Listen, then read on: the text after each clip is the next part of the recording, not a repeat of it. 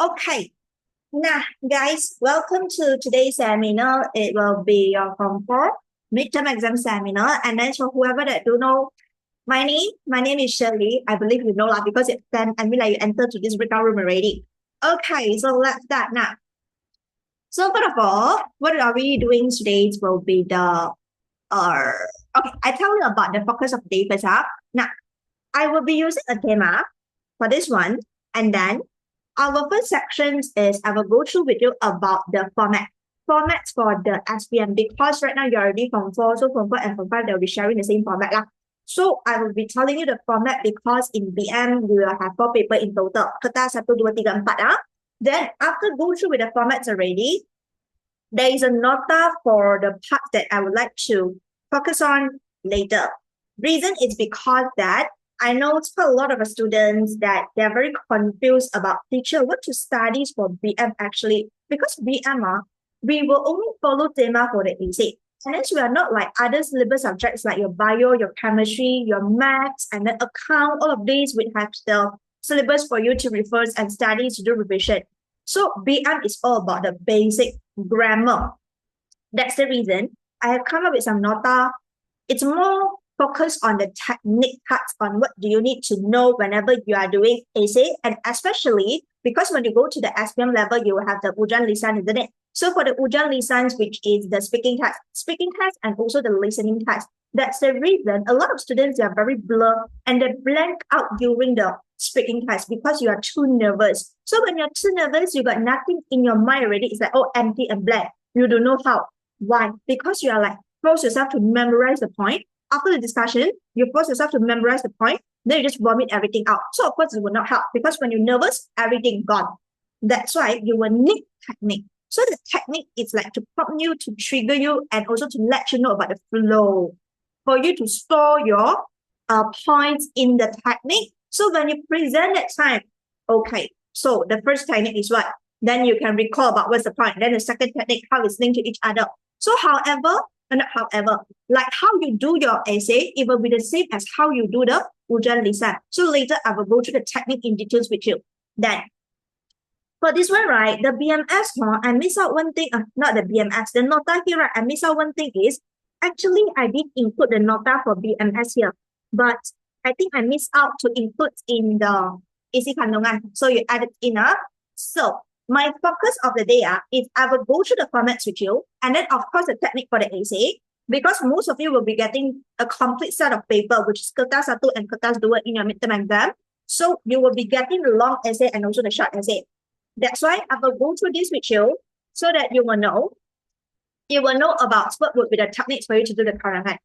And then I will focus on the BMS. And the last one, it will be the rumusan. Okay, guys, before I proceed, just to double check with you, do you like listen to any or heard any like raindrop outside? I mean like through this Zoom meeting. Because I'm very near with the window, so I'm not so sure whether you can listen to me clearly or not. If you cannot, then you let me know. Okay. All right. Then the next one. The entire seminar, I will use a model paper as an example, as a base, because I will need questions so that I will be able to explain it to you. Okay. All right. Then after that, it will be the novel. So as for the novel here, if you'll notice, because there will be a different zone, novel for different zone. So basically, right, what happened is that I have included all zone novel. In total, there will be 4 different types of novel. Of course, if you are in a school if you study in a school located in Klang Valley, which is Selangor, KL, or maybe like Negeri Sembilan, then you will be using this Lieutenant Adnan. Lieutenant Adnan Wirabangsa. Okay, so over here, right, now, there is a QR code. So when you scan through the QR code, you will get all the novel nota. So you may refer to that. Okay, can I? All right, so right now, let us start off with the format. Now, in Form 4, you will have 4 papers. So I will start off with the paper 1 and paper 2. For the paper 1 here, it will be purely the essay writing. So as for the essay writing, you will have 2 sections, bahagian A and bahagian B. Bahagian A is a short essay. And remember, you got no charts. What does this mean by you got no charts? In exam, there is only one question and you must answer that question. But then for the long essay, karangan umum, you will be giving 4 questions. So out of the 4 questions, you just need to choose one. Within 2 hours, you will need to write 2 essays. The first one is within 150 to 200. And the second one, it will be within 350 to 500. Okay, so that's the difference. All right. Then after that, the next thing here, later on, when I go through for the essay, I will tell you about the techniques on how you should do the analysis first. Then, how are you supposed to brainstorm the idea? And also, how are you supposed to apply the technique to write the essay? Okay, so this will be only 1, and this will be 4. Then, that's dual, it will be 9 questions in total. So for this 9 questions in total, right, you will have 5 questions in the first section. It's all Tata Bahasa. The first one is morphology. Morphology is where you will need to find out the jenis kata that the questions ask you to. So let's say they want you to look for kata hubung, kata sendi nama, and then you must bina ayat. Bina ayat is about 10 words plus minus 10 already. Then syntaxes, it will be structural ayat. Structural ayats, we are referring to some things like the ayat tunggal, ayat majmuk, ayat passive, ayat active, subject, predicates, polar ayat. So everything's for the structural ayat is over here in the syntaxes part. Then is the penyuntingan. Penyuntingan is what you always did in your lower form, which is form 1, 2, 3. Why? Because you will be getting like kesalahan ejaan and also kesalahan bahasa in the kertas 1 bahagian B in your 1, 2, 3. So this is what you always did lah. Then is the BMS. Okay, I will focus on this part, the karangan, and also I will focus on the BMS today. BMS is a translation part. So for the translations, I'm meaning to say you will need to translate from the Bahasa Melayu Classic to the Bahasa Melayu Standard. But this is super easy. Why am I saying this is super easy? It is because of you already know the questions will come up from where. So it's either for the form 4 prosa traditional. We have learned it last month, the Ketala Sari, remember? The Ketala Sari when always go and mencabuli isteri orang lain, and also in the end it's gonna like chop. Okay, so that's Ketala Sari. Ketala Sari story. Then after that, the next one, it will be the form 5 one. So you will have one prosa traditional in your form 4 and the other prosa traditional in your form 5. Form 5, that one is about 2 kingdoms, Malacca and also Siam, which is the Thailand right now. So they're having a war because the Raja Siam wanted to take over Malacca. Story like this lah. But you will know the question now, because so far in all the state paper lah, in the state paper and also in the SPM papers, right, there will come out the questions from either the form 4 or the form 5 prosa traditional. And then this is just follow the technique. You just follow the technique. You know how to bina ayat, then you can do. And normally 4 to 6 marks is an easy mark for you. Later, I will focus on this part because a lot of students, when it's come to translation, they will find it very difficult because they don't understand the passage. Then they will be like, oh, you're very hard to do. They just give up. No, this is very simple because you just remove all the unnecessary words, translate, that's it. Okay. Peribahasa is the one. Because peribahasa will be like, you will never know what peribahasa come out. There is so many idioms out of the world, right? So peribahasa is the one that if you know, then you do. If you don't know, don't force yourself. Why? I don't want you to waste your time in go and practicing and memorizing all the peribahasa where you will never know what peribahasa will come out. That's why if you got that time, go and spend on some karangan or maybe some Tata Bahasa question and also BMX, because 1, 2, 3, 4, all these 4 questions are, if you spend a lot of the questions are, for sure you can improve on, for sure. But peribahasa, you will never know which coming out. So if you got that time, focus on this part, not the peribahasa. If you know, then it's a plus point. If you don't know, please use the time wisely in others' question. Then, pemahaman question is a comprehension, but in Form 4 and Form 5, you will be getting 2 pemahaman because of one is the petikan umum. So basically, petikan umum is just like the normal passage, the normal BM that you can understand. Because of the sastra, it means literature. And what does it mean by literature? It means you will be getting poems, cerpen, prosa. So basically, it will be all the poems, saja, pantun, syair. Yes, that teacher. It just means that I need to go and memorize all the concepts, all the literature in Form 4 and Form 5? No. Why? Because for this particular sastra, it is not necessary. It will come out in the concepts that you are learning. It might be any of the poems that your teachers might get it from the DBP website. There is so many poems. That's the reason for the petikan, which means for the pemahaman comprehension, two question mark, right? Umum and sastra. And then in each question, you will have sub questions of 4. So the first one, normally the first question, they will ask you maksud. They ask you about maksud. So as for maksud, you provide them synonym will do. And then for the second question,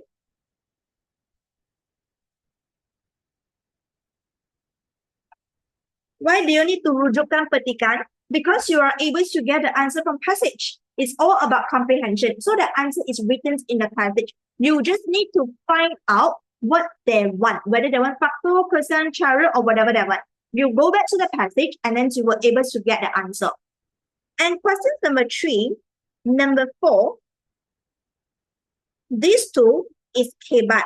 And normally this is a 3 marks question and this is a 4 marks question. So in total 7. But then you will got 7 kebat for question 6 and also 7 marks for the kebat for question 7. In total, it will be 14. So 14, it's all kebat. As for the kebat questions, you will not have the exact answer because the schema is just a reference for the teacher. As long as your answer is logic, okay, it's logic and valid with your explanation, then you will be able to get the marks. Explanation is to let your teacher understand your point. So if you are able to let your teacher to understand your point and it's logic and valid, then you will get the marks already.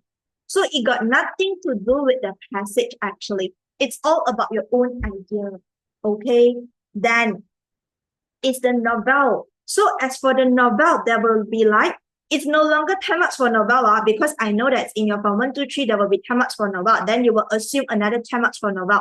But no, the reason is because for novel question, they will split into 2 sub-questions. So the first one and the second one is totally different. The first question, it will be a bit like the pemahaman because they will give you a passage and then they will ask you the question and then the answers you will be able to get from the passage for sure. But the passage, it's related to the novel. But it might not be the novel that you study because in total, we will have 4 novels. So you will never know which zone they are coming out, but you will be getting the answer. Why? Because this is like pemahaman. Everything is in the passage. This is 4 marks. Another one, it will be 6 marks. So the 6 marks is exactly like your Form 3 one. They will ask you the questions based on berdasarkan novel yang anda kaji. But then, starting for Form 4 and Form 5, from Form 4 and Form 5, they will not ask you about what is the nilai, pengajaran, persoalan for the novel already. Because you are no longer the baby, you know. So what they will ask you is like, example, this week we are learning the novel Lieutenant Adnan. So next week it will be part 2 for the Lieutenant Adnan. So they might ask you, apakah peristiwa yang paling sedih dalam novel yang anda kaji? Apakah teladan yang boleh dipelajari dalam novel yang anda kaji? So they will ask you something like this. Forever you will need to talk on the jalan cerita, the contoh peristiwa, but no longer to spend your time on memorizing the nilai persoalan. You need to spend your time in understanding the entire jalan cerita. Then you will be able to answer the questions already.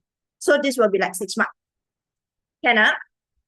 Okay, then the last one is a rumusan. So rumusan basically is a summary, but this will be like advanced a bit because you learn rumusan in Form 2.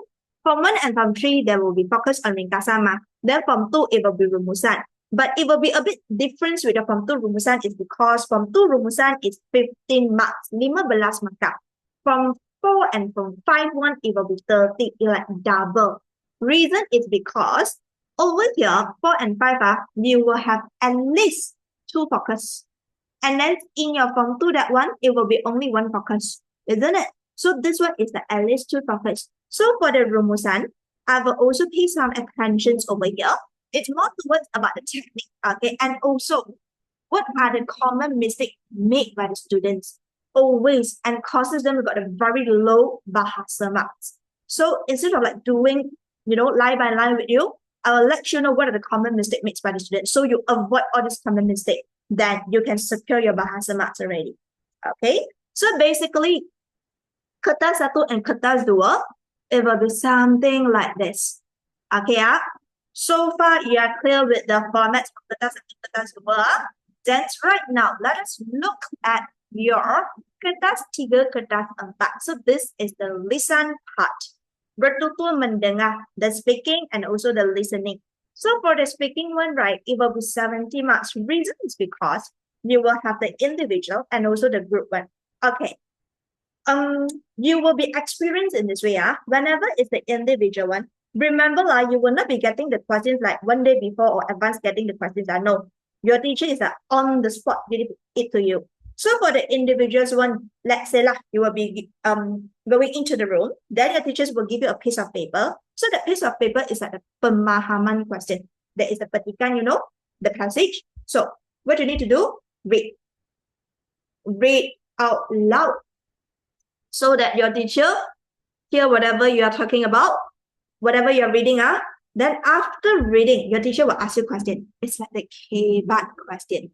So the kebat question, ada pendapat Anda, then you will need to start to structure your answers already. Then you tell what's your opinion. That's it. That one is the individual part. As for the kumpulan, it will be something like the essay writing, So you will be getting a question, and then you will be like 3 to 5 in a group. Then you will be given some time to discuss among the group member, then present your point of view. That's why for the group one, you may apply the techniques from essay. The reasons why students always feel like very hard and difficult for the bertutur is because they're nervous. So your head, your mind all blank out. So apply the technique as a storage for you to store all the points. So whenever you think of the technique, then you can think of the point already. Okay, the next one. The first one is the easy. Then how I carry out, how I achieve it. Okay, why do we need to do so? Okay, then what are the impact if we carry out this action? Conclusions for this point. So you keep on like asking yourself in your mind. Then only you will be generating the point. Okay, so bertutur is something like this lah.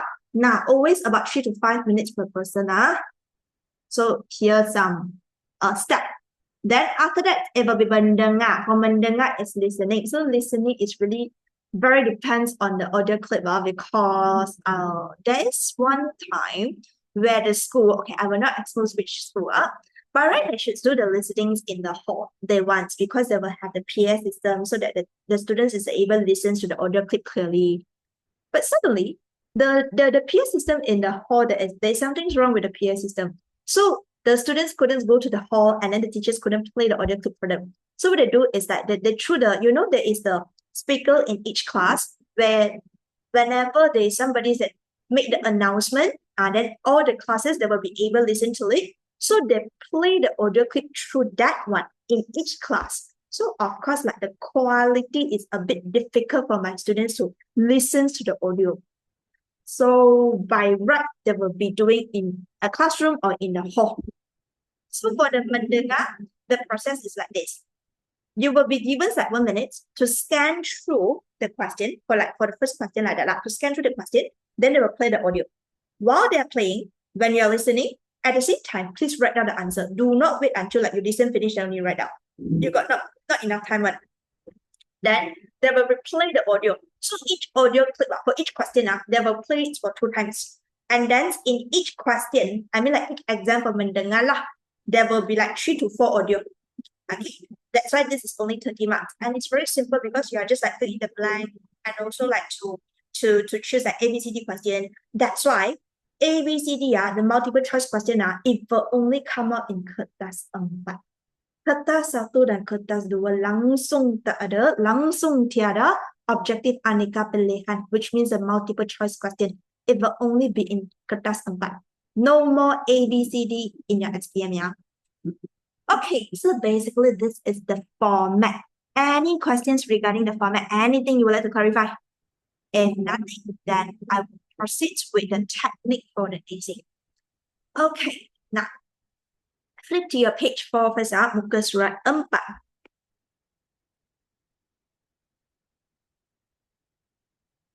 I will start off with the essay. So, in the essay paper kertas 1, 2 sections, isn't it? Bahagian A, 150 to 200. Bahagian B, 350 to 500. So, the difference between these two is for the short essay, it is compulsory for you to use all the information given. Menggunakan isi tersurat yang diberikan dalam soalan. Even though you feel like teacher, it's very difficult for it to put it under the isi. I cannot make it as the point. Example, what if they give you statistic, isn't it? Or they give you the bar chart. So if you couldn't make it in the isi part, then you need to put it at least in the pendahuluan or penutup. Meaning to say, whatever informations, whatever bahan is given to you in exam, you need to fully utilize all. Semua. This is for the short essay. So later on, I will go through with you the short essay so that you know how I apply all the information. Then, how many paragraph for this one is usually 4 to 5 paragraph. 4 to 5 paragraph, it means you will be having either 2 or 3 isi. Because you will start off with the openings, pendahuluan, and then ends with the penutup.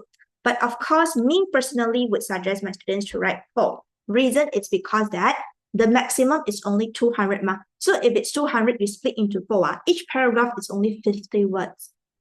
If you split into 5, it's about 40 words. 40 words is a bit too less for you to explain each point in detail. Because right now, how are you supposed to score high in the kalangan? No longer be like putting a lot of idioms, a lot of pantun, you know.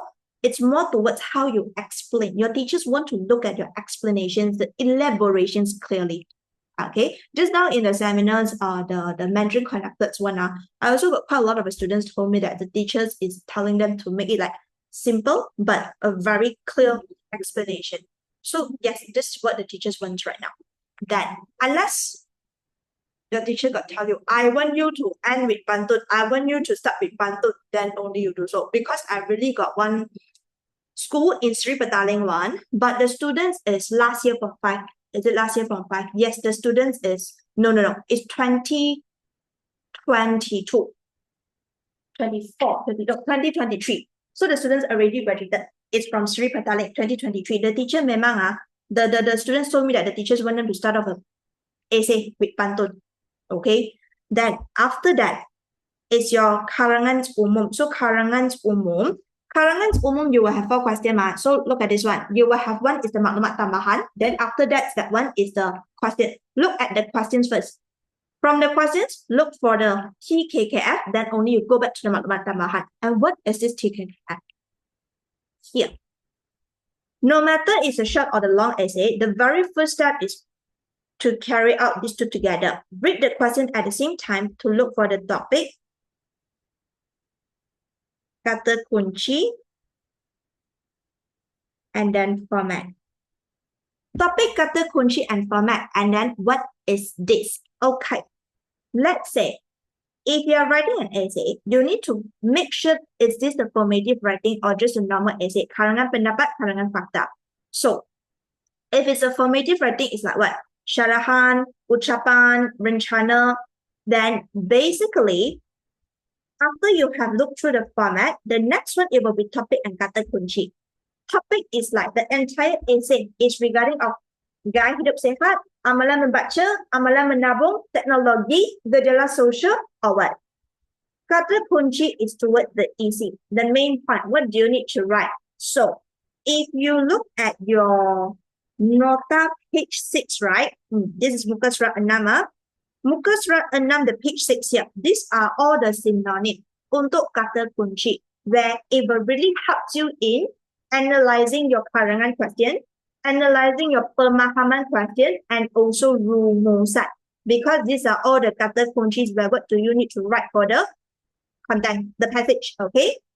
Now, this will be under one category because they are synonym. These are one category. These are one category. Why do I need you to be familiar with this one? Is because you're right now from 4. So the teachers will like to use some more atas word. Example, if they don't want to tell you kesan positive, they don't want to tell you kebaikan, they can say kemaslahatan. So they don't want to tell you keburukan, they can say kemudaratan. That's why you will need to know. Even like masalah, they want to use kekangan, kemelut, all this kind of word. Then you will need to know that, oh, kekangan, kemulut is all about problems. Then you know that you will need to list out the problems. That's why this list, you may go through yourself and also to do your own revisions, because in the next page, we provide you with the blank one. So you can try and error lah, okay, to memorize and then try and write down the synonym, okay? All right, then after that, after you have found out the kata kunci and topic, then you spend about 5 minutes to brainstorm the draft. The draft is to make sure you will not write out of topic. So this is very important. Then it's a technique menulis. Okay. The technique menulis, you copy down first, then later on, I will teach you how you should apply the technique here. TYEK referring to the topic. Y, effect, and then kata kunci.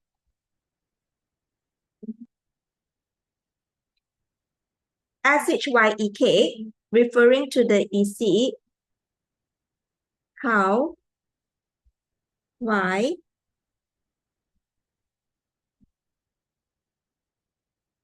effect, conclusive. Then the KCH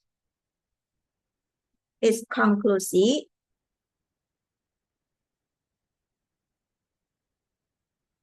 cadangan, harapan. You jot down the nota here first, then later on I will show you how to apply all this. Okay? Alright, if you are done, then we will look at the questions to start off the discussion.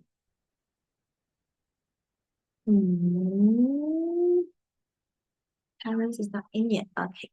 Shall we move on to the next one? Any things that you want to clarify? If you don't have them, we look at the questions. So by looking at the questions, please flip to the page.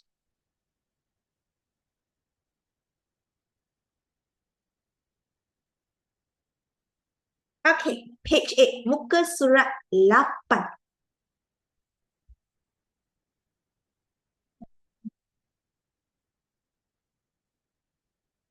By looking at this one,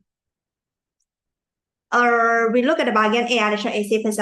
So what are the first step? Langkah pertama, baca soalan. Langkah kedua, analisis topik kata kunci format. So, maklumat di bawah berkaitan dengan pemimpin negara, the country leader.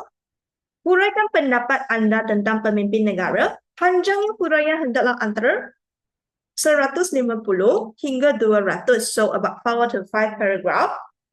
First, format. Is there any format? No, because the format here is mentioned is huraikan pendapat. So, it's about your opinion. Then, this will be the format karangan pendapat. But just to let you know, teacher, is it possible for the short essay to come out formative writing? Yes, it is possible. And usually, what will be the formats that might come out in the short essay, bahagian A? Now, these two, email and also resume, will only come out in the short essay. Because of, it's very difficult for them to come out resume and email for 70 marks. So it's normally a 30 marks question, which is a short essay. You will only see emails in a short essay. Same as resume, but they might also having, wait, I write it properly. Resume. But you might also having like laporan, the reports, or maybe let's say rencana article, and also surat. Surat, I will need you to spend some time to memorize it. It is because surat you will have surat kiriman rasmi dan juga surat kiriman tidak rasmi. And then surat kiriman rasmi is the format, it's the agent that carry out most format. So please remember, because you will have the sender address, the receiver address, and then you will also need to put the title. The title you will need to underline and also like capital letter. And also for the dates, you will need to be capital letters for the months. That's why there is a lot for the Surat Kiriman Rasmi. And one thing, Surat Kiriman Rasmi, there is a chance come out in the short essay, which is bahagian A.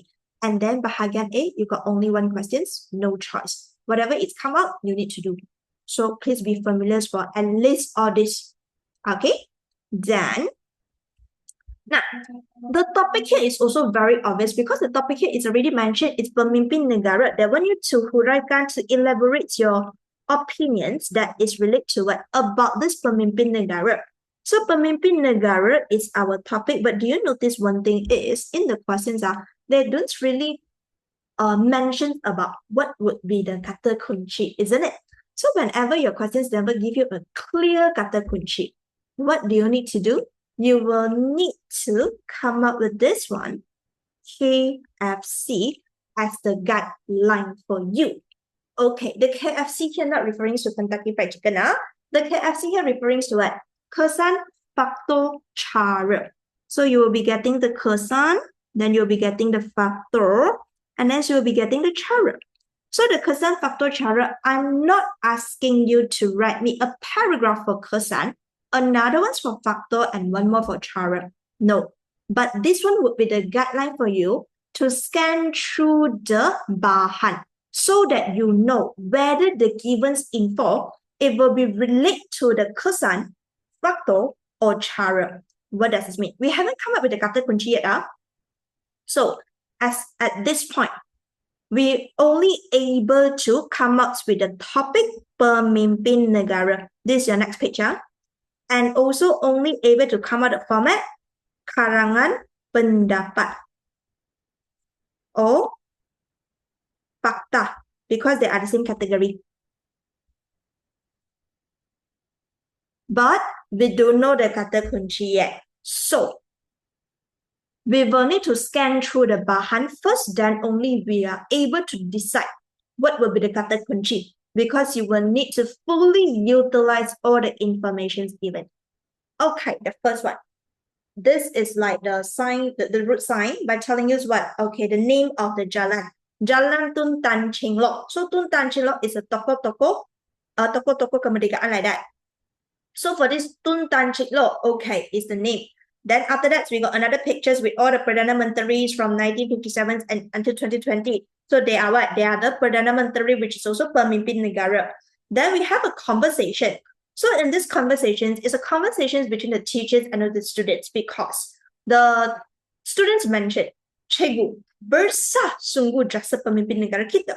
Jasa, it means a contribution. Then the teacher replied, benar Saiful, pemimpin kita telah, there is a space in between, sorry. So, pemimpin kita telah berjuang, fighting untuk membebaskan, to free our country from who? Penjajah. Kita patut menghargai jasa mereka. Okay, so from here, what are the information that you can conclude is that, first of all, it's mentioned that our pemimpin negara got a lot of contribution, besar sungguh jasa pemimpin negara. That the teachers state that, yeah, why? Membebaskan negara daripada penjajah. So, they are telling about why is it there is the huge contributions of our pemimpin negara. So these two, you can put them into the pendahuluan by using the technique TYEK. It's because of the technique T here, we will need to jelaskan topik. So the topic is what? Pemimpin negara. We are able to explain by telling the opinions of us towards pemimpin negara. Pemimpin negara kita besar sungguh jasa kerana telah membebaskan negara kita daripada penjajah. So this is how we explain the topic. Then you may insert these two and input in the pendahuluan. So we fully utilize the information for these conversations already. And then from the conversations here, we are able to notice one thing is that kita patut menghargai jasa mereka. So we should appreciate their contribution, meaning to say we will need to discuss about what are the steps taken in order to appreciate their contribution. Meaning to say over here, we were able to write about cara. Cara-cara menghargai jasa tokoh, jasa pemimpin negara, or cara-cara mengenang jasa pemimpin negara. So this will be cara here. Why? Because I can link to these two, where the first one, either you say pihak kerajaan membina jalan raya dengan menamakan jalan raya tersebut menggunakan nama pemimpin negara, or you can also say the school, because since this is the conversations between the teachers and the students, then you can say, okay, the school, what the school they need to do, let's say pihak sekolah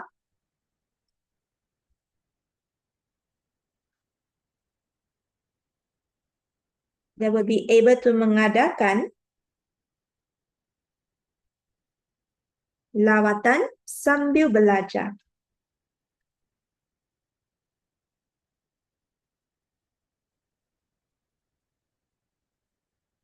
ke kawasan penamaan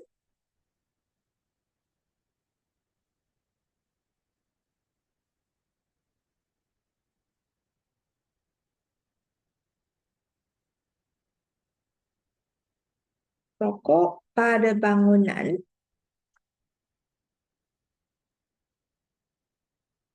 atau jalan. Then you can tell on the example seperti apa. Then you fully utilize the information given. Seperti jalan Tun Tan Ching Lok. Okay, I finish the first information. Then teacher, how about this one? It's all about the picture only and the Perdana Menteri. Then how? Okay, what you could say. Now, over here, how you could mention is either you say pihak sekolah or either ibu bapa, because they never really mentions to you who will be the character. But whenever your kata kunci is cara, langkah, usaha, then you will need to think of what are the steps taken, isn't it? So whenever there is a step taken, carry out an action, it must be a character who carry out this action. So the school mengadakan lawatan. Then over here, you can say like, okay, pihak sekolah. Or you want to say ibu bapa. What they can do.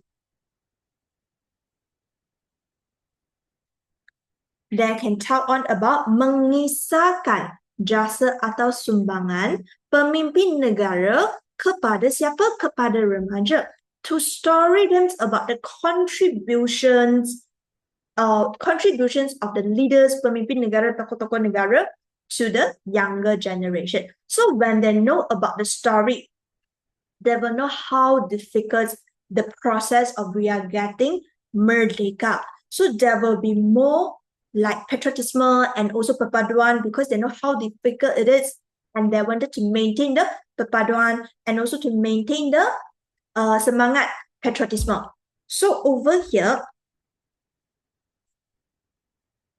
mengisahkan jasa pemimpin negara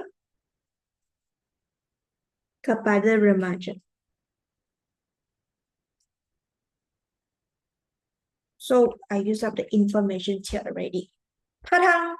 So do you realize that actually when I analyze the questions, we got a topic, we got the kata kunci, then eventually, if we got a topic and format, we got the kata kunci here. This is the kata kunci, isn't it? Cara-cara untuk mengenang, menghargai jasa pemimpin negara. Then we will need to analyze the information given. So this will be the step 3, the step 3. The step 3 is what? Come up with a rangka karangan, because for short essay, the rangka karangan is given in the questions you need to fully utilize. And these two, we put it in the pendahuluan. So 1, 2, 3, 4, we fully utilize everything and inputs in the essay. That's it. So this is what you need to do. So I do a summary a bit. To summarize everything here, look at your page 9. So right now, we have the cara. Okay. Then the rangka karangan, I just write short form because just now we already done everything.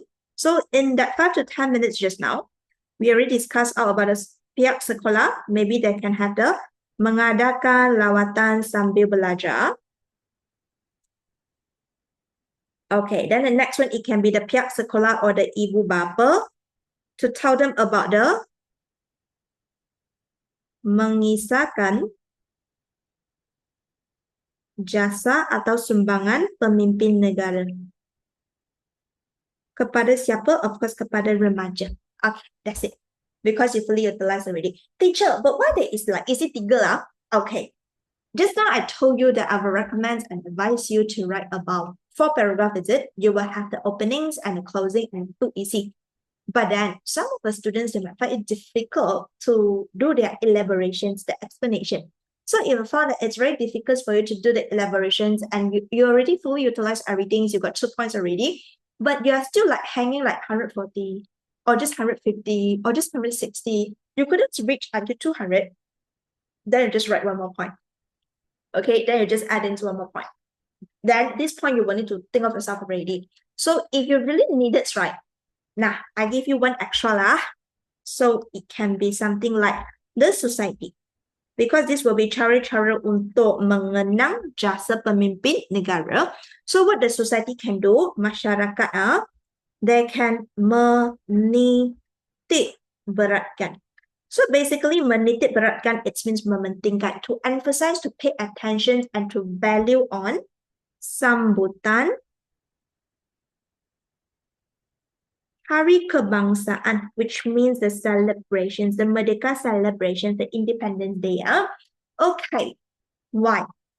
It's because of if they know about the contributions, they know about the difficulties of getting independence, and of course, they appreciate for all the contributions, sacrifices done by the pemimpin negara. They wanted to maintain the harmony and also the peaceful in the society. So they will really focus and pay attention on the independence celebration, Independence Day lah. Okay, so menitik beratkan sambutan Hari Kebangsaan also to remind the teenage about the entire process is not so easy. Then they will be appreciate dan mengekalkan keharmonian dan kesejahteraan masyarakat. Okay, so teacher, why is it there is some notes? Our nota don't have right now. I wanted to process with a technique. So for the first step and second step, baca soalan and also the analysis, topik kata kunci format together with the rangka karangan for the short essay.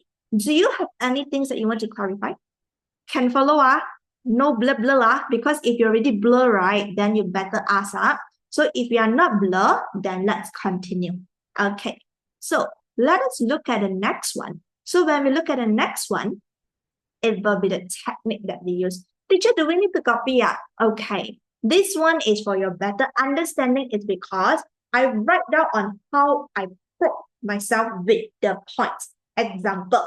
The TYEK is what? The topic Y effect kata kunci, isn't it? TYEK. So how do I apply this one? Is that the T is about jelaskan topic to explain it. The Y. Why we will have this kind of perspective? What does it mean? Example. When we wanted to explain the topic, right, it's more towards on telling about our perspective towards the pemimpin negara. Because the topic is pemimpin negara, it's either about the situations or maybe like the perspective. So if we tell on about the perspective, pandangan,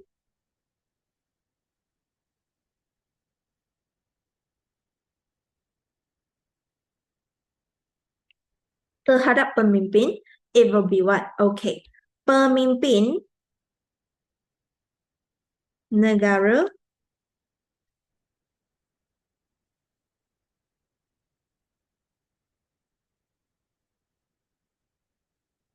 bersungguh jasa.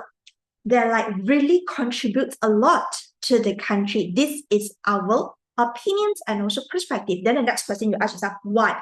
Why do you have this kind of perspective? Because they free us from where? Penjajah. Membebaskan negara kita daripada penjajah. So this is the reasons why we will have this kind of plot. Membebaskan Malaysia.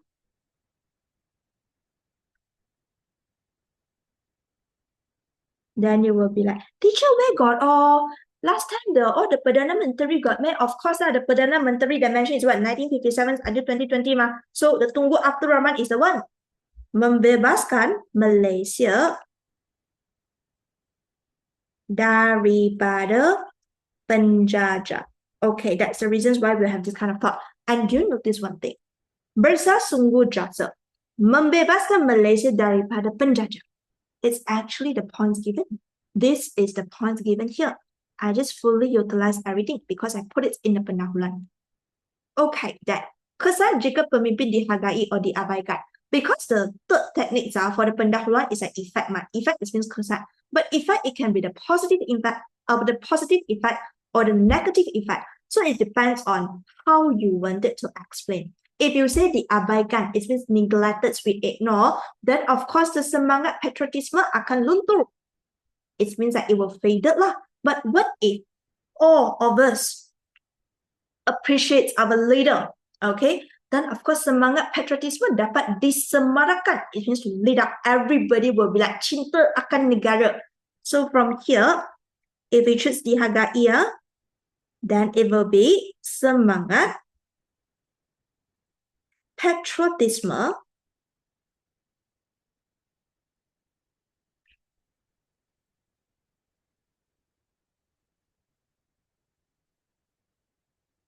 rakyat disemarakan.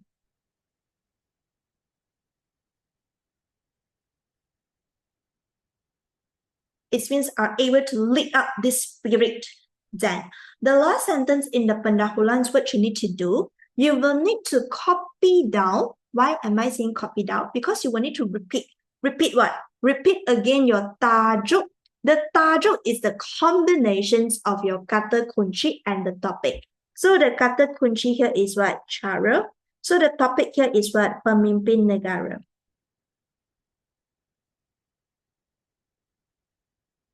Okay, why? Why do you need to repeat again for this last sentence in the pendahuluan?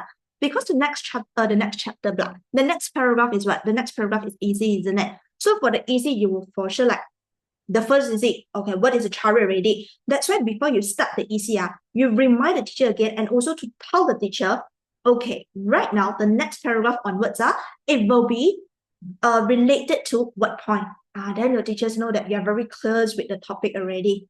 Then of course the teacher impressions towards you is that these students got a very clear mindset that he or she knows what to do and what to write.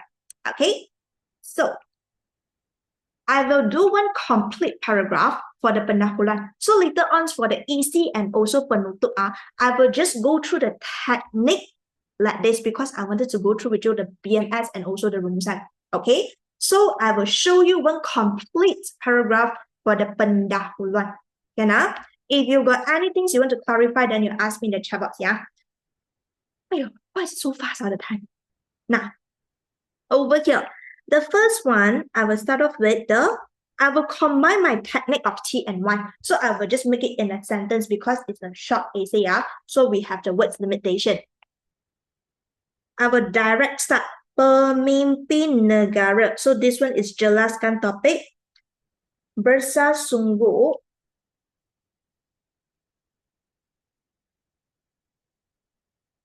jasa dalam. Oh yeah, guys, if you cannot read my handwriting, then you ask me in the chat box. Don't be shy. Especially those that like first timer in my class, you might need some time to be familiar with my handwriting. I try to write it neatly. Try my best. Dalam pembentukan, don't feel like you will offend me if you ask me. You just ask only. Pembentukan, it means the formation. Pembentukan, this is the formations of Malaysia.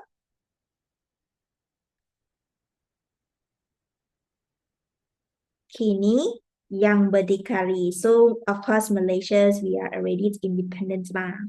That's why we will have the Independence Day law, the Hari Kemerdekaan.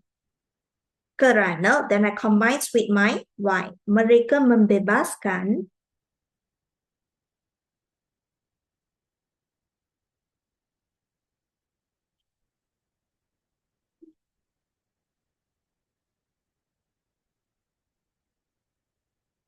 Malaysia. Daripada penjajah asing. Okay, so I combine bersungguh jasa together with membebaskan Malaysia daripada penjajah asing. So this is actually the information given in your question. I just combine the information given. Then it will be the next one explain the effect. So when the effect here, we will mention about semangat patriotisme rakyat disemarakan provided that if we care about the contributions and also we appreciate the contribution and also the sacrifications of the leader, isn't it? So you may start off with sekiranya. Sekiranya is like jika lah. So if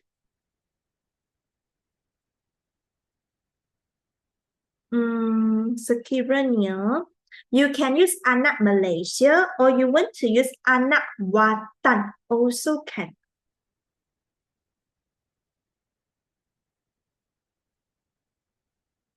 Anak watan is like the citizen, ya.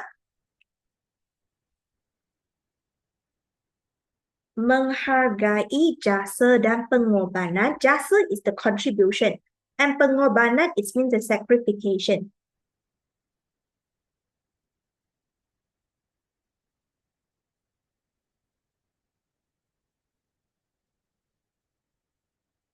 Pemimpin negara. So, what would be the effect here? For sure. For sure, you can say like, sudah tentu, sudah pasti, or nescaya. Semangat patriotisme rakyat disemarakan. That is the kata kunci. So for kata kunci, we will need to repeat against your topics and also the kata kunci which is cara and pemimpin negara mah. So you may start off with persoalannya. Apakah cara-cara mengenang jasa pemimpin negara? Okay, then over here, I need to highlight a bit because right now it's right. This one you need to follow the teacher's reference. Watan, W-A-T-A-N. A moment W-A-T-A-N, sorry because all the words stick together already. T-A-N Nescaya, it means for sure, my dear. Sudah tentu, sudah pasti. Okay. So over here, like if we appreciate the contributions and everything, then for sure that we are able to lead up the patriotism spirit. Can you understand? Okay, come back. Now, so over here, can you end your pendahuluan in this way? There will be two types of teachers. So I need you to follow your teacher's method. Reason is because right now you are Form 4 and who mark your paper, your BM teacher in your school and your class BM teacher. So whether you can end your pendahuluan with questions mark or not depends on the teacher. If your teacher allowed and want you to end like this, then you stop here. But if your teachers do not allow you to end it with the questions mark, then usually they want you to add in with the peribahasa. So if they want you to add it with the peribahasa, what are the peribahasa that you may add in? Tepuk dada tanya selera, remember?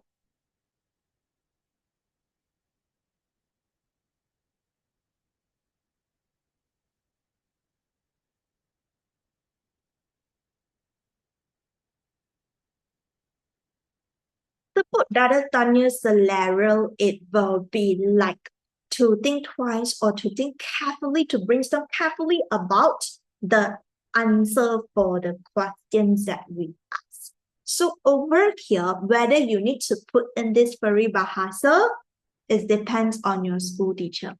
Some of the school teachers love this so much, but some of the school teachers, they don't want. They feel like very low. So it depends the preference on the school teacher. If it is in SPM, right now, I will still recommend you to end it with the full stop because the arguments of you need to put in the peribahasa also from the SPM examiner. Did I have the concept that, okay, you are writing me an essay, you are not asking me a question. That's why they want you to put it. But there is also another group of teacher. The concept is that next paragraph, you already tell me the EC already. What do you need to put in the peribahasa? No need. Next paragraph, I got the answer. So this one, you need to check with the school teachers whether they want you to end it with peribahasa or just leave it with the questions mark. Okay, so I give you two options here. Yeah? Okay, then the next one, it will be the EC. So up until the pendahuluan, do you have anything that you would like to clarify? Are you clear with it, or you have a bit blur, or you would like to clarify on something? If yes, then you ask me in the chat box, okay? If no, then I will proceed with your EC right now, okay? So let us proceed with the EC. The EC, it will be the SHYEK. Okay, the EC is the SHYEK. So basically, what is the SHYEK? Let's see. Let's look at this one. Now, next page. Chang chang. The EC SHYEK referring to SHYEK. Something like this. The K here is different. Then how can you remember that? Teacher, the pendahuluan, the K is kata kunci. Then in the EC, the K is conclusive. Why not let yourself to be confused? What is pendahuluan? Pendahuluan means opening. Am I correct? So if it's an opening, you are just started the essay. Why do you need to give conclusion? No need to give conclusion since you are just started. That's why in the TYEK here, the K is kata kunci. Then the rest of the K, it will be conclusive already. Okay? So by looking at this one, the SHYEK, tulis isi utama, which is the points that we have discussed just now for the pihak sekolah mengadakan lawatan sambil belajar. The other one is either you write the pihak sekolah or ibu bapa mengisahkan jasa pemimpin negara kepada remaja.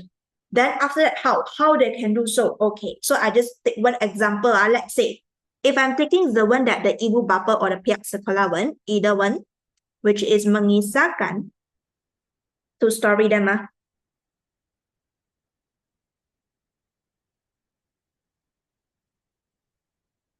Jasa pemimpin negara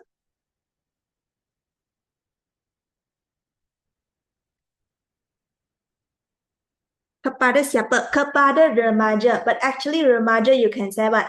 Generasi muda, generasi belia.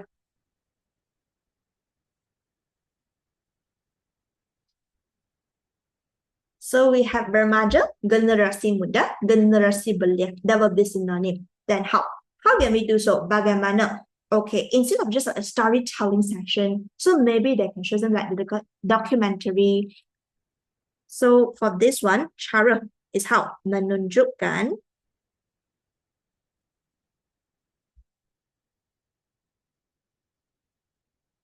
documentary. Why? Why do they need to do so? Why do the parents or the school need to story and need to like tell the teenage, the younger generations about the contributions of the leaders, the country's leader, so that they will remember, mengenang, or you can say menghargai, to appreciate jasa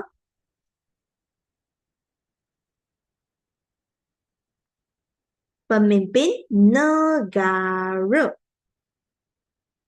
What will be the effect? What are the impact if they do so? What are the impact if the parents show them about the documentary and also to input, educate them with all the contributions to let them have this information and this knowledge? Then we will be able to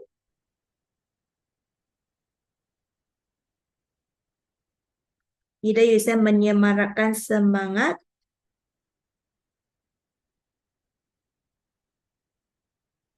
nasionalisme, or we will be able to memperkukuh perpaduan dalam masyarakat. So depends on how you wanted to further elaborate. Either you say menyemarakkan semangat nasionalisme or you say to strengthen the relationship. Okay, perpaduan dalam masyarakat. Why? Because when they're teenage, they know about the process and they know about the contribution. Then of course they know it is not easy for us to have this stage today. We own our own country, so that we are not like the label and then our PM, our governments will do whatever just to make sure the welfare of the people. Because we rule our own countries, we own our own country. That's why they will know that the importance of perpaduan. They will not become racist. They will become very close to each other because we need to be united together. That's the reason. Okay, so this will be the effect. This will be the impact. Then the conclusive, you will need to repeat again the EC here.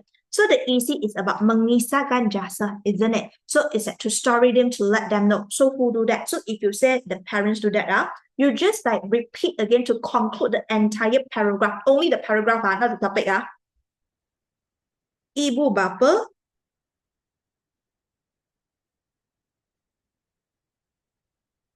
berperanan mustahak. So mustahak, it means that penting. Parents play a very important role dalam mendidik anak-anak tentang sumbangan. Sumbangan and jasa is the same, pemimpin negara. Full stop. So this is the SHYEK. So this is how you brainstorm and also to store the information, to store the points in your mind when you are doing the lisan, the ujang bertutur. Because whenever you have this technique with you in your minds, right, then you will know that, okay, the EC is what? The EC is mengisahkan jasa pemimpin negara. How they can do so? Okay, menunjukkan documentary. Why they need to do so? Okay, the purpose is because so that the teenager, generasi muda akan menghargai jasa pemimpin negara, dan the impact generasi muda akan lebih mementingkan semangat nasionalisme serta memperkukuh perpaduan dalam masyarakat kita. That is the impact. Konklusi. Sebagai konklusi, tegasnya, ibu bapa memainkan peranan yang amat mustahak dalam mendidik anak-anak tentang sumbangan pemimpin negara kita. So whenever you have this one, this is like the flow and the techniques that help you to store the information. So whenever you have the flow, you will know that, okay, after this point is what, how I do so. It's why do I need to do so? Okay, the impact. If we are doing so, what are the impact? Then the conclusion. So you have the flow, you have the technique, then you will know what to tell next, what to speak up next. That's why you will not stop during your ujian bertutur. Okay? Because I got students, they ask me, teacher, every time during ujian bertutur, right, I will be very nervous, then I will be blank out. I forgot. Because you're nervous, of course you blank out. So please apply the technique. For sure, it could help you. For sure, remember. Then it's the penutup already. The penutup is very simple. KCH. So for the penutup here, now the next one. The K here is also conclusive because it's already penutup. So the conclusive is not just about the paragraph, it's about the topic. Ayat conclusive untuk topik. The topic here is pemimpin negara. So as for the pemimpin negara here, what are the conclusions? Now, just now when we jelaskan topic, right, we explained that pemimpin negara have a lot of contribution, isn't it? Huge contribution. And also the reason is because they free us from penjajah. Then over here, since they got a lot of contributions and also sacrifications that have been done by them, can we forget their contribution? No, but we should be appreciate, isn't it? So over here you can say that jasa pemimpin negara as a conclusion harus kita hargai sebagai anak Malaysia. Why am I not writing dihargai oleh kita? It's because of kita. It's under kata ganti nama diri pertama. So for all the kata ganti nama diri pertama dan juga kedua, ayat pasif anda tak boleh dibubuhkan dengan imbuhan di oleh untuk kata kerja. Meaning to say, for the passive sentence, your verbs cannot add with the imbuhan di oleh. Whenever with the appearance of what? The kata ganti nama diri and also kata ganti nama diri pertama dan kedua lah. Okay, remember that this is satu bahasa lah. Alright. Then the next one. Cadangan. Cadangan is what? Cadangan is the suggestions. So you will need to tell us what are the suggestions could be done. But of course, whenever you need cadangan, cadangan it means the cause of action. So it's tindakan. You will need a watak. Like just now, we already mentioned that to educate the teenage and also even the school, they can have lawatan sambil belajar. So it's also to educate the teenage, isn't it? So it will be the generasi muda as the watak. Or generasi belia, the young generation. What are the actions to be taken? They will need to forever and always sentiasa mengingati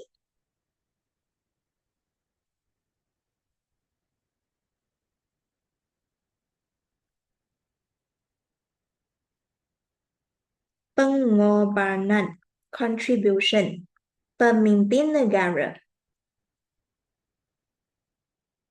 dan tidak bersifat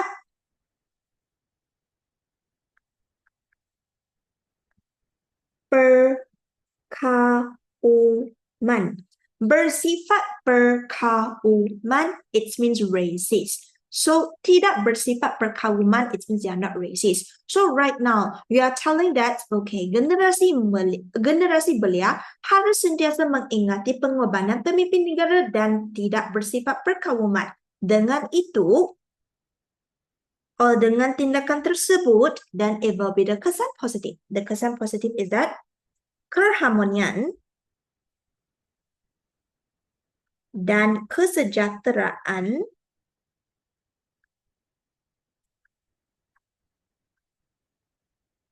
hidup masyarakat yang diwujudkan oleh siapa? Pemimpin negara. Oleh pemimpin negara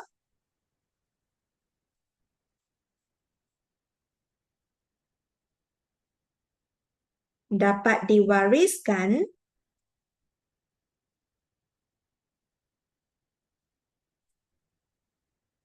secara turun-temurun. So, secara turun-temurun, it means you are able to pass on from generations to generation. And since the younger generations they are not racist at all. So, the next generation that being educated by the younger generations now, of course, they will not be racist. Whenever we are not racist, we are bersatu padu, perpaduan, then of course the core of the country is very stable and firm. Who are able to come in and threaten us, isn't it? We are very strong together. Okay? Alright, so if you wanted to mention that what? Bersatu kita teguh, bercerai kita roboh, also can apply over here, the peribahasa. Alright, so basically, the summary for the essay writing. First step first, it will be always come up with the second step to read the questions together with the analysis, topic, kata kunci format. Then, based on the topic and the kata kunci, spend 5 minutes in doing the rangka karangan. Then, start your essay. Pendahuluan, TYEK. Topic Y effect kata kunci. Isi, SHYEK. Isi, how Y effect conclusive. Then, penutup, KCH. Conclusive, cadangan harapan. If you are writing a long essay, since long essay you will need to hit up to 500 word mark. So maybe for the penutup, you can do the combinations like conclusive, cadangan harapan. So you will be able to like elaborate like longer and also to write more cadangan and more things to elaborate on the huraian as well, so that you can make your paragraph lengthy to hit up to like 500 words. You can also write in this way. The reasons why for the short essay I do one cadangan, one harapan is because of the limitations of 200 words. Okay, do you have anything to clarify for the essay? If nothing, then we proceed to the BMS already. So we dance with the essay. Shall we? Can then let's proceed to the BMS. So you guys finished copy already?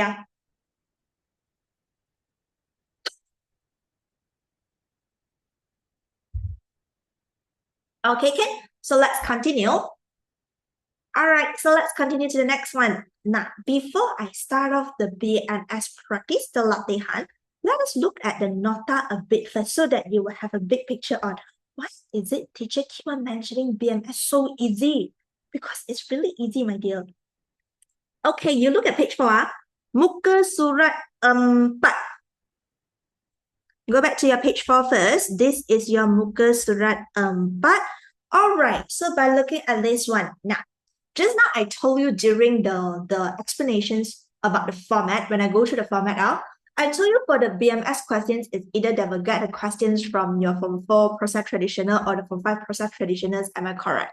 So basically, it's like this. Now, since this is a story, so of course, in the story, you will have character.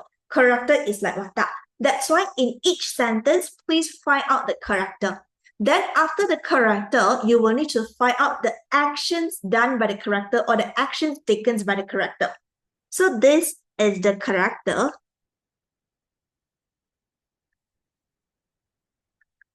And this is the action. Susun ayat semula. And how are you supposed to arrange your sentence? Sentence arrangements are since primary school. You need to know that you cannot start off a sentence with kata kerja. Am I correct? This is applied to ayat passive, ayat active, sorry. So for all the ayat active, it will be what? Started off with the watak, your character, then followed by the action, the kata kerja. Am I correct? After the kata kerja, it will be your explanation. So the explanations, you can say penjelasan, penerangan, or huraian also can, because they are synonym. So like the watak, kata kerja, and also huraian. Then you will need to semak kesalahan bahasa. What does it mean by semak kesalahan bahasa? You know penyuntingan, right? Which is your question 3 in kertas 2. Like what you did in the lower form. Kesalahan ejaan, kesalahan bahasa. So for this, it's purely the penyuntingan. And what do you need to take notes on this one? It's about the tata bahasa in terms of whether they use the kata hubung, kata sendi nama correctly, and also the imbuhan, whether they added the correct imbuhan, because you need to understand and need to remember that difference imbuhan, difference meaning. So let us apply this one to the question. To apply this one to the questions, right? I will need you to look at the questions, which is your page 17. Yes, it's your page 17. Tutor belas. Okay. Now, this is your page 17. So we applied on the techniques that I told you just now.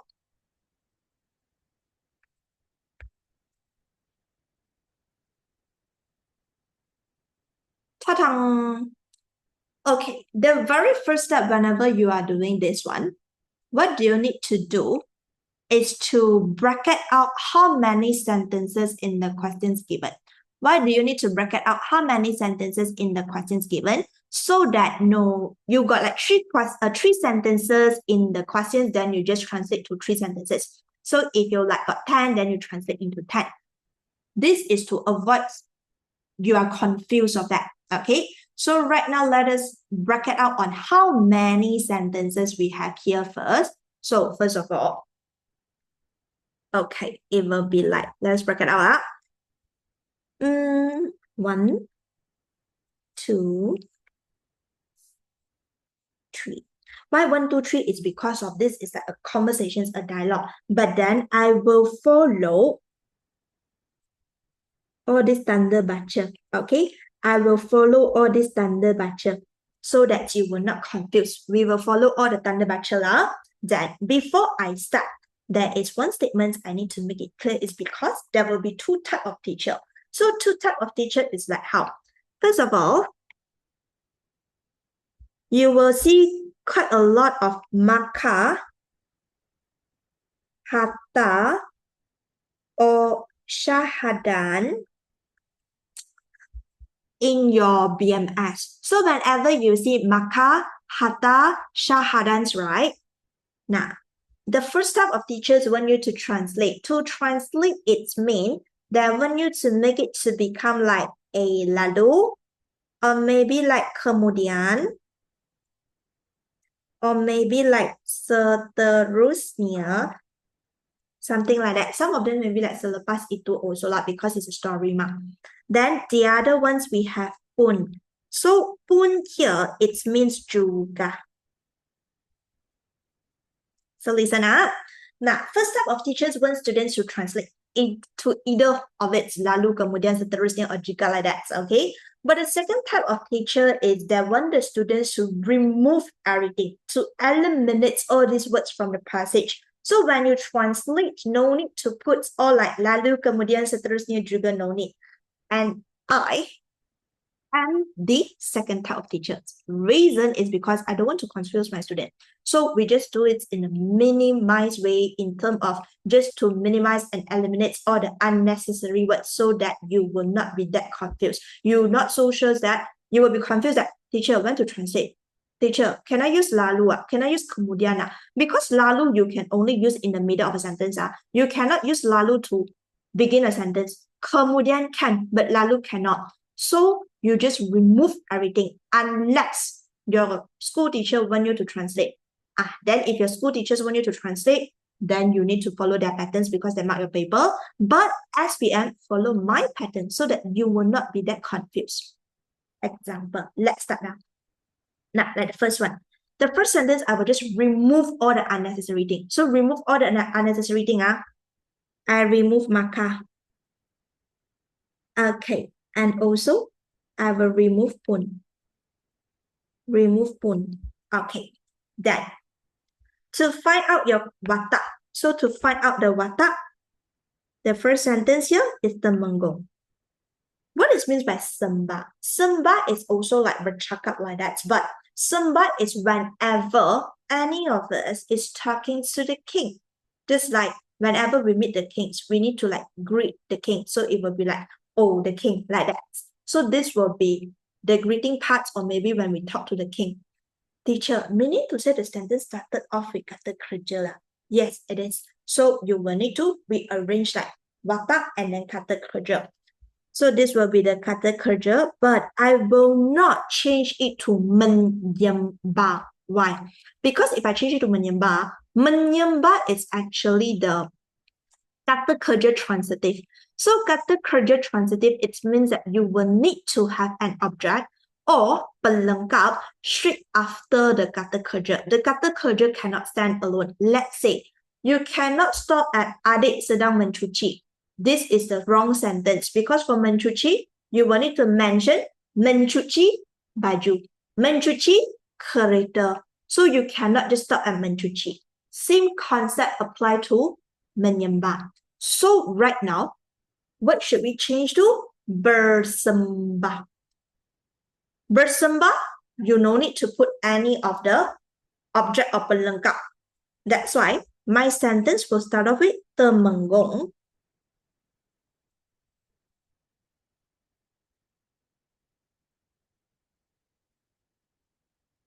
Bersembah.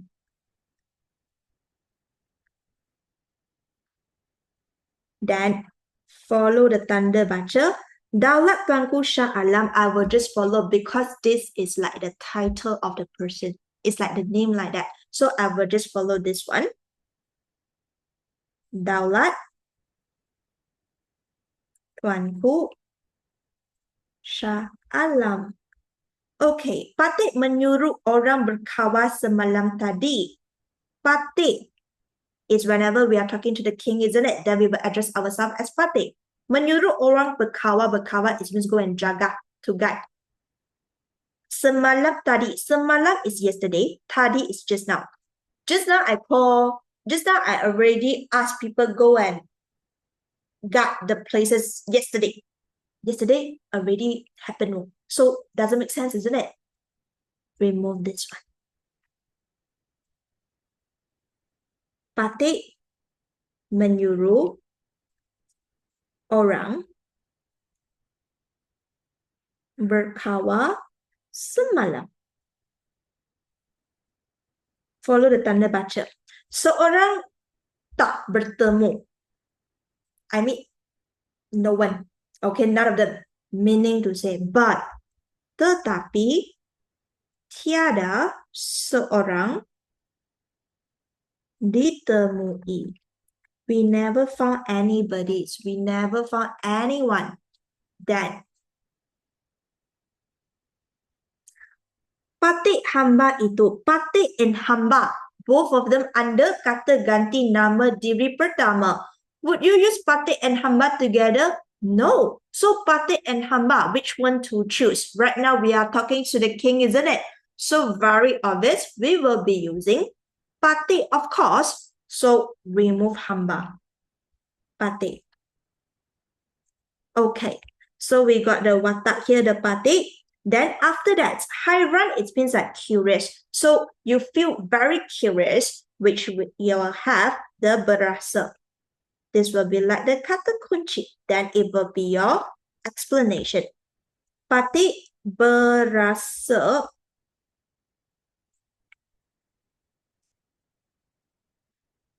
hairan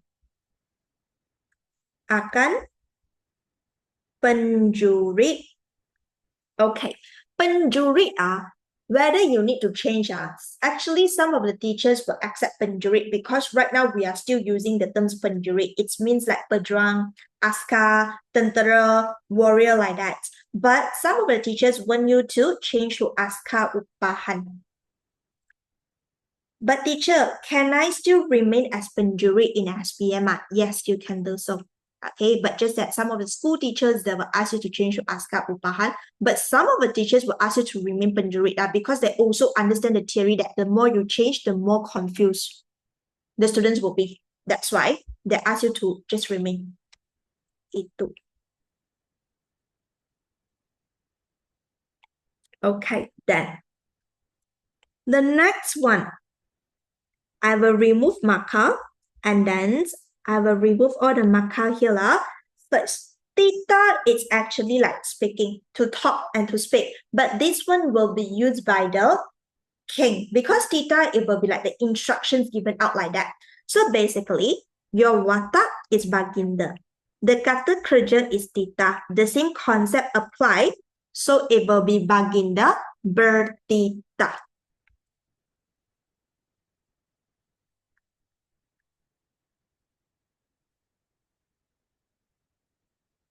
Okay, you are asking question because it's the questions mark. Would you use ta? No. So if you are asking questions with kata tanya, the particles that we will add in is apa? Ka. So this is kesalahan ejaan already. Kesalahan bahasas already. Then we need to change to apa ka. This one. Sebabnya dapat dicurinya oleh penjerit itu. Apakah sebab dapat dicuri oleh penjuri itu? Questions mark. Then, do you notice that actually this one is the next paragraph? They never continue, right? So it's the next paragraph, you write in next paragraph. Whether you wanted to like leave a space here, a line here, also can. If you don't want to leave a line here, a space here, also can. I mean like a roll-up. Then you may start it off with remove marker, remove pun, remove marker, remove pun, remove pun. So, watak is baginda. Mukar, it means marah, but this is bahasa istana, so you can remain. Because right now, events are right now it's not like pada zaman dahulu but for all the kings we will still use the bahasa istana like for agong or for the sultanate. So the same thing, the kata kerja berasa. So when I translate, Baginda berasa sedikit muka akan temenggung.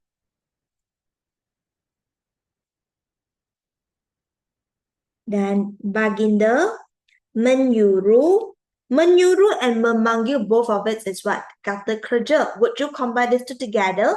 No. So baginda menyuruh siapa? Orang, pengikut, the follower, memanggil Laksamana. So we just copy down. Watak baginda menyuruh orang memanggil Laksamana. Semicolon. Laksamana segera datang.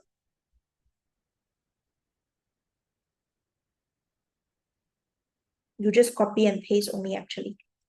Lalu duduk menyembah. Teacher, we can stop at menyembah meh? So you add in lo, menyembah siapa? Menyembah baginda. Tarang. So if you notice, basically, I just remove all the marker and put, and then I just copy that and make sure the sentence structure is correct. Watak, kata kerja, huraian. Teacher, I got a question. Do we need to leave like 2-finger space before we start off a paragraph here? This one, you follow the questions. If the questions, it's also leave a 2-finger space here, then you just follow. But if the questions is like this, then you no need to leave any space for that because you just follow the questions will do. Okay, you may just follow the questions will do. Okay, do you have anything to clarify so far? If you don't have, we shall look into the rumusan.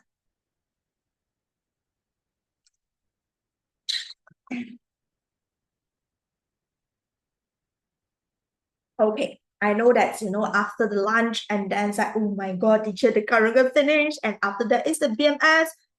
Okay, let us take a 5 minutes break. Meaning to say, whoever want to go toilet, you go toilet, and you are tired, then you drink water. Then when you come back, we will continue with rumusan. Left with the rumusans only, okay? Just the rumusan. So go toilet, take a break, and also, get some sweets and also chocolates, and also drink water to make yourself awake.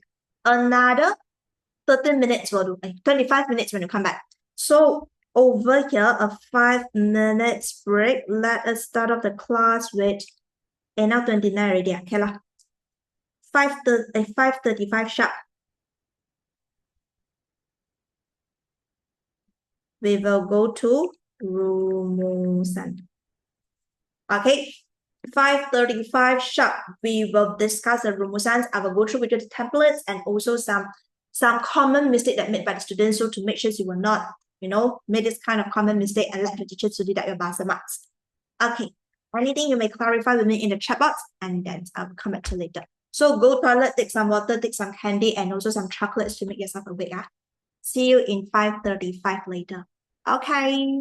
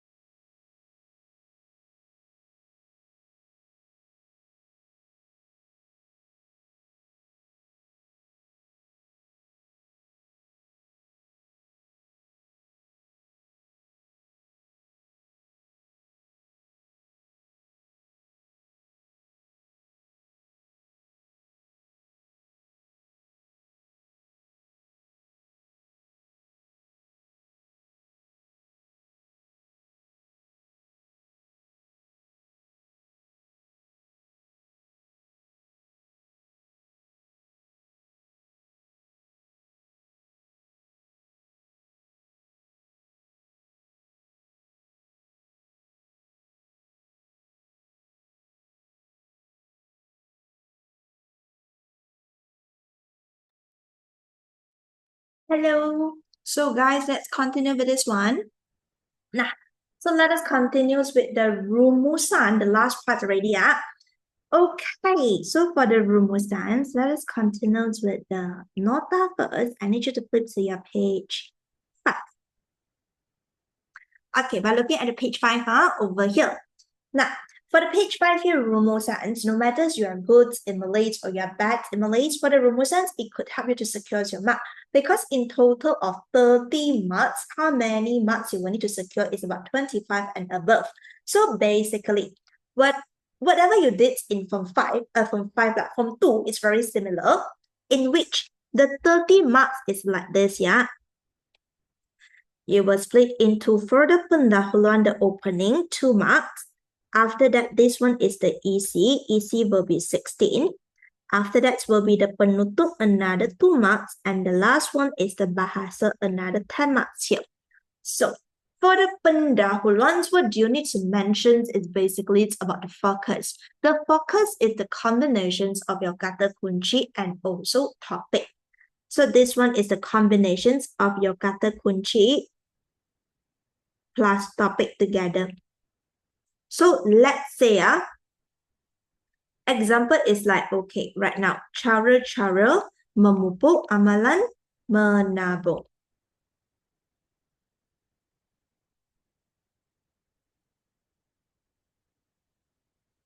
So, the cara-cara here, the kata kunci. Do you still remember at the beginnings of the class, I told you about the senarai synonym kata kunci? So, it would definitely help you in the rumusan part. And then, the menabung, amalan menabung is a topic. So, every times when you do your rumusan, please remember, do not shrink away to read the passage because you will be very confused as the passage is very long. So, example, you look at the screen up. This is your rumusan questions. So the first step first, whenever you are doing rumusan, is you scroll all the way at the bottoms of the passage and then look at this one. Because over here basically is telling you that this passage is extracted from where and also amended from which petikan. And then it will tell you about the tajuk for the petikan. So Malaysia, tumpuan pelancong. Then you know the entire passage, it will be something to do with pelancongan.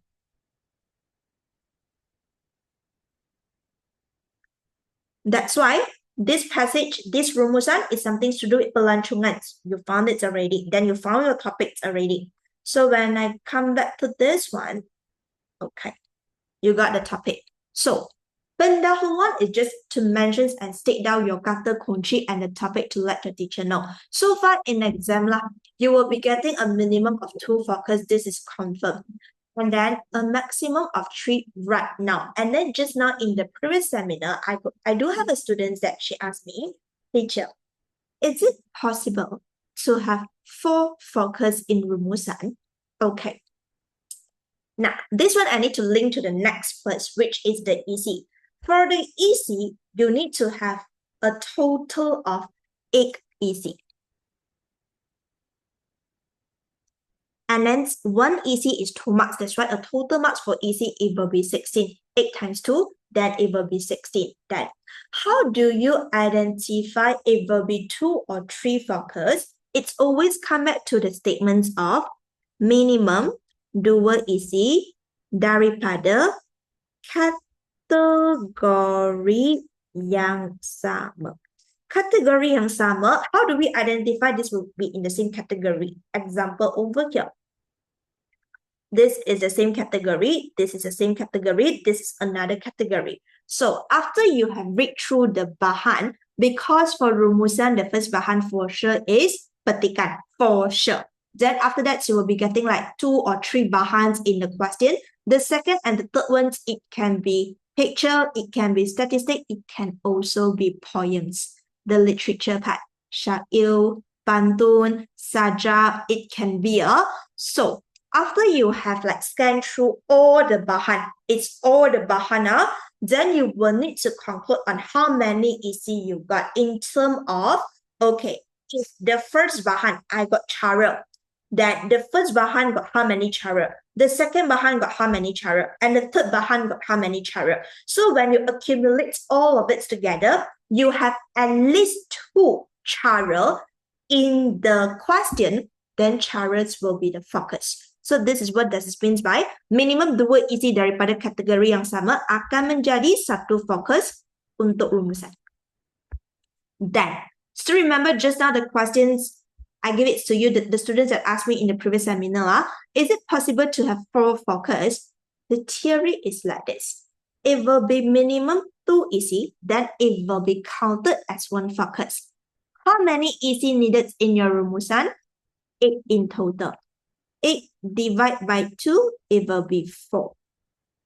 So whether it's possible or not, I can only tell you if it's according to the theory, yes, it is. But just that, so far, up until now, for all the reference book, all the state paper past year, and also the SPM from 2021 until 2024, they never come out 4 focus people. Even the reference book, you couldn't find any of the rumusans with 4 focus right now. But whether it's possible or not, if it's according to the theory, it is. Okay, according to the theory. But just that so far, the maximum focus is given in the exam is just 3. So you just always remember this. Okay? If there's any mistake, that will cut off 2. So it depends. If like this is too much over here, so if you are making any mistake, depends on what are the mistake. Like if you write the wrong focus, but 1 wrong and 1 correct, then you will still be entitled for 1. But the thing is, teacher, what if it's 3 focus, but I only managed to find only 2, and then I only write 2 focus with all the ECR, only got 2 focus, not 3. Then GG for my rumusan. What happened? Okay. For this one, got 1 leh. Because in the schema, there will be like 2, 1, 0. So it's your teachers the one to give the marks. Yes. Okay. Then over here, if it's like 3 focus, but you are only managed to write 2 focus, how many marks you will be deducted? Okay, you need to look at this first. Total of 8 EC. Total of 8 EC. No, regardless of how many focus are. So let's take an example lah. Take an example that is 2 focus. Focus 1 tambah focus 2, it will be 8 easy. But if it's a focus 1 tambah focus 2 tambah focus 3, it will also be 8 easy. But the combinations, it will be like this. Let's say, you may start off with 2, 3, 4, 5, 6, 6, 5, 4, 3, 2. That's why I say your teacher's forever correct. You need to follow that pattern.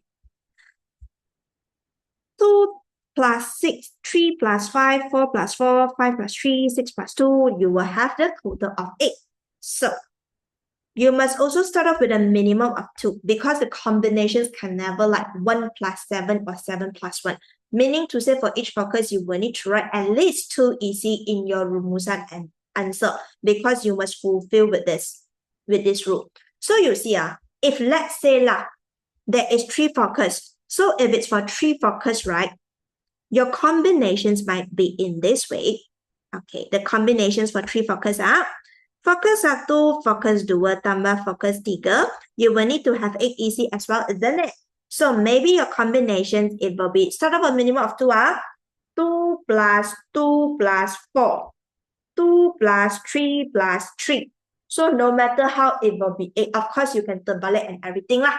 So over here, if it's a 3 focus thingy, you only manage to write 2 focus, meaning to say you will be missing of at least 2 EC, isn't it? So 2 EC is how many marks? 4 marks. And another 1 mark, it will be deducted from your pendahuluan. So if you are missing 1 focus, so meaning to say you will be missing 5 marks. Provided that you will still can get 25 provided that you got the full marks for Bahasa and also another full marks for all the EC. But of course, you will not be getting 25. Why? As long as you are not getting 2 marks for pendahuluan, 16 for EC, 2 for penutup, your teachers will not give you the full marks for Bahasa. Okay, that's the thing. So you will be missing at least 5. if you miss one focus. Okay, then. For all the sentences cannot start off with kata kerja, so you need to make sure you start off with the watak or the topic. And that one sentence is one isi. Satu ayat, satu isi. Maksudnya, you will need to combine all the isis with what? Penanda wacana. Do you see all the penanda wacana here? 1, 2, 3, 4, 5, 6, 7. How are you supposed to memorize all this penanda wacana? Do not need to like, okay, bukan itu sahaja, di samping itu, selain itu. You just remember the phrase here. Tujuh, bapak saya ditandas. And what does this mean by tujuh, bapak saya ditandas? It will be something like BSDT. And the BSDT referring to, the B is bukan itu sahaja. The S is seterusnya selain itu selanjutnya. The D di samping itu. And lastly the T tambahan lagi tambahan pula. So this is how you memorize the penanda wacanas that you can use it for easy. Okay. And then it's one focus, one paragraph. It's easier for your teachers to mark the paper. Unless your teacher asks you to write everything in a paragraph, which means to write all the easy in one paragraph, then you follow that pattern. Okay, then after that is the penutup. Penutup is the things that you must remember and follow the format. Like if you never follow the format, for sure, 2 marks gone. Okay, 2 marks gone. Why? The format is like this. You will start off with topic, continues with cadangan, and then ends with harapan. And remember that this sentence pattern is ayat passive. It's a passive sentence. Why? Because you can never have watak in the cadangan here. Tak boleh ada watak. What does it mean tak boleh ada watak? Example, let's say I use amalan menabung. Amalan menabung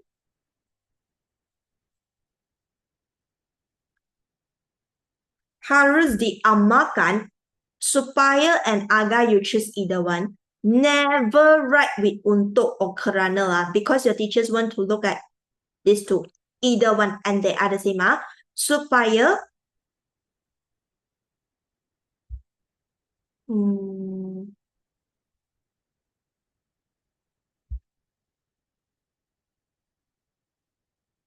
menjamin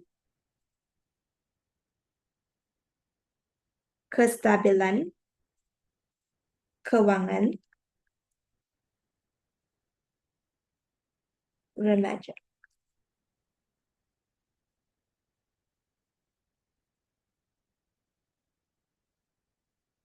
What is that? Supaya mempunyai dan dapat menjamin kestabilan keuangan remaja.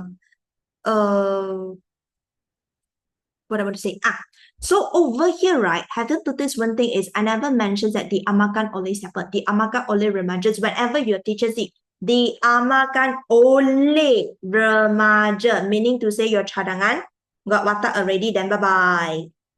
Gone, 2 marks gone, bye-bye. Okay, so remember over here, diamalkan, do not put oleh siapa because this is the watak and then your teachers don't want to see watak. They have changed the format because last time is the ayat active where the penutup started off with watak cadangan harapan. So it will be like remaja harus mengamalkan last time. If I'm not mistaken, they changed it in 2023. So when they change the formats already, you cannot have watak anymore. So you will need to put a topic, harus, then the kata kerja passive.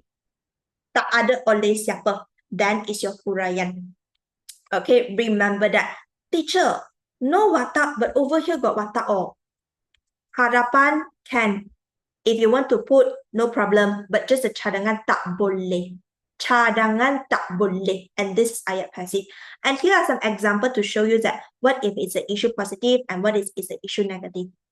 All right. And then, what I want to mention to you, it will be like, let's say, the tata bahasa 10 marks, right? So the tata bahasa 10 marks are, what are the common mistakes that always made by students are? I start from pendahuluan. Pendahuluan, where the students, I use pink color, they love to add tentang over here.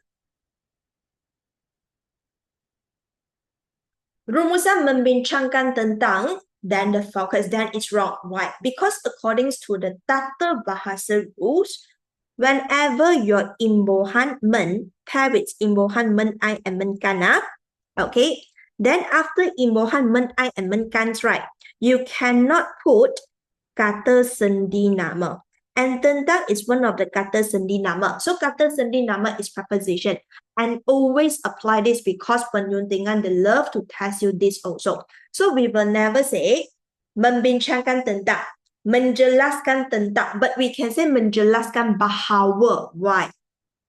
Menjelaskan bahawa is kata hubung. Okay, so we can also we can never say mengenai tentang, tak boleh, because all of it is what? All of it will be kata sendi nama. Memberikan kepada is also wrong. Kepada is kata sendi nama. So remember, that's why the tentang here tak boleh.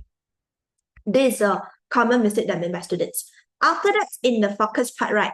In the focus part is where the students love to start off a sentence direct with kata kerja. They will see just copy and paste from the petikan. So when they copy and paste from the petikan, they will just like seterusnya.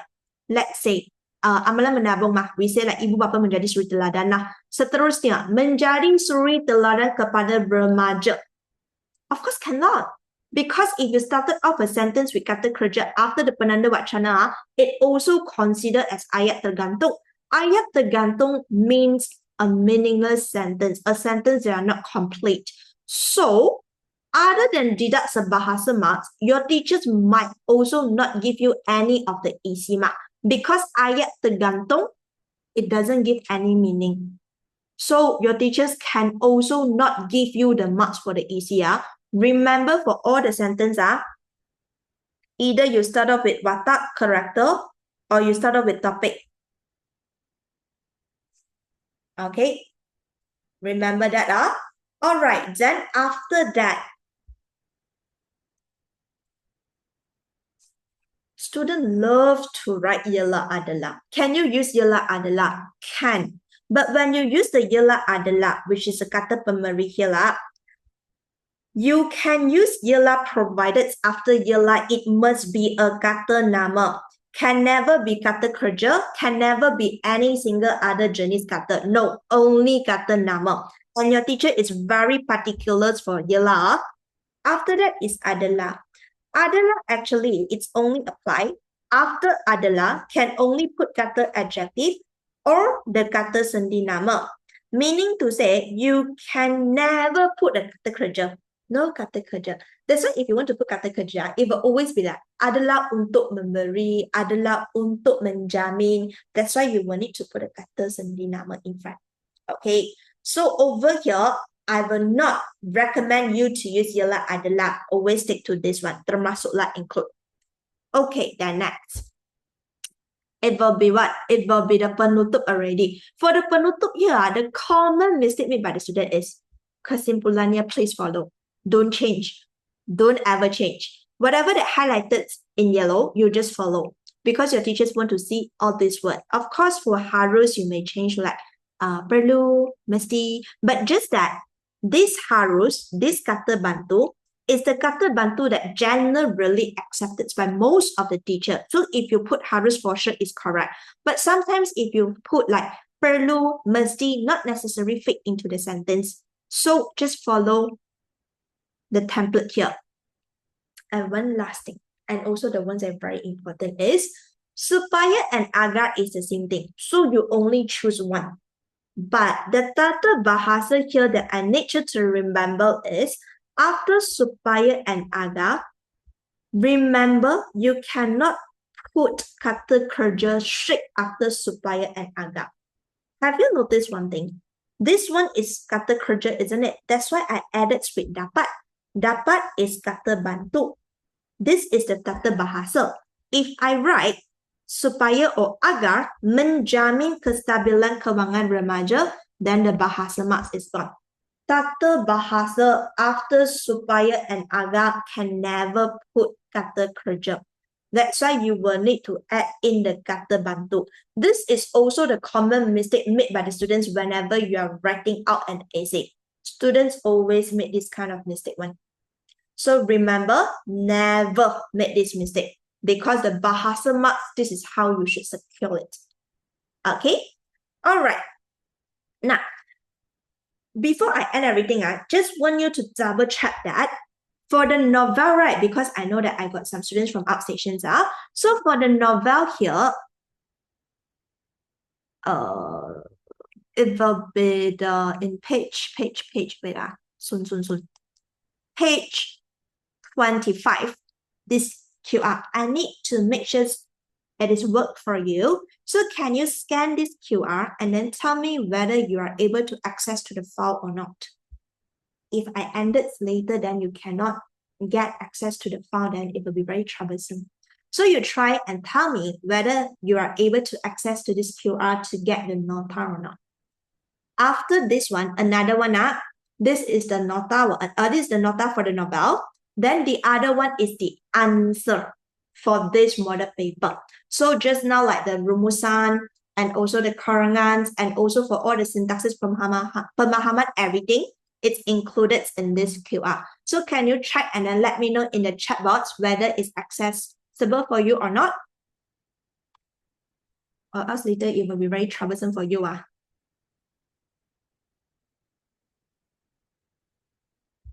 Tell me in the chat box. Okay, as long as got 1 and 2 can access means everybody can already. Can access. Very good. So,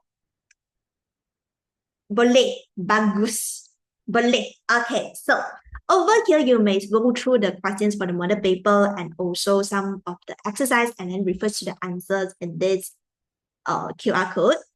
Okay, so if you got any things you would like to clarify, you may just ask me in the chat box whether it's related to the seminar or any BM questions that you want to clarify. Then you ask me in the chat box, yeah? So I will end the seminar here and thank you to stay all the way until like almost 6 already. I know you're very tired, especially after the lunch.